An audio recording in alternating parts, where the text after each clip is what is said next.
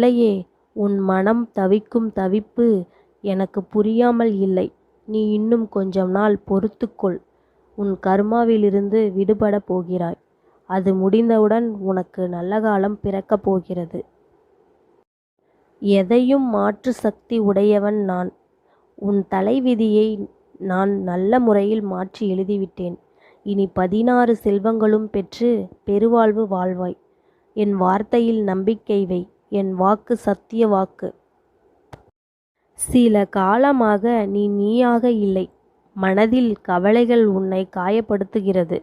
நீ வாய் திறந்து கேட்காத கோரிக்கைகளையும் உன் மனம் அறிந்து செய்து தருவேன். நடக்கவே நடக்காது என நீ நினைத்தாலும் அதை நடத்தி கொடுப்பேன்.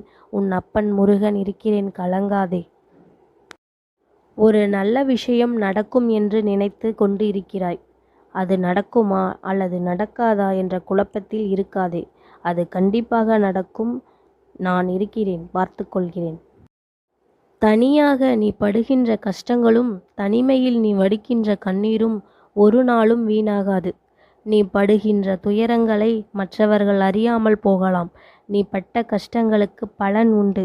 யாமிருக்க பயமேன்? நீ கலங்கினால் என் மனமும் கலங்கும். உன் கரம் பிடித்து வழி நடத்துவது நானே. அனைத்து போராட்டங்களும் முடிவிற்கு வரப்போகிறது. ஒரு நாள் வெகு தொலைவில் அது இல்லை. இம்மாத முடிவில் ஒரு மாற்றம் நிகழும். கண்டிப்பாக நடக்கும், கலங்காதே. உன் வாழ்க்கையில் என்ன நடந்தாலும் அதற்கு பொறுப்பு நானே. கஷ்டங்களை கொடுக்க தெரிந்த எனக்கு சந்தோஷத்தையும் கொடுக்க தெரியாதா என்ன? என் வேலைகளை பார்த்து கொள்கிறேன்.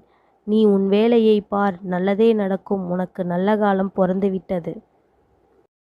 மகளே, உனக்கு பலமுறை எடுத்துரைத்து விட்டேன். இருந்தாலும் மீண்டும் ஒரு முறை கூறுகிறேன். இப்போதாவது என்னை புரிந்து கொள்.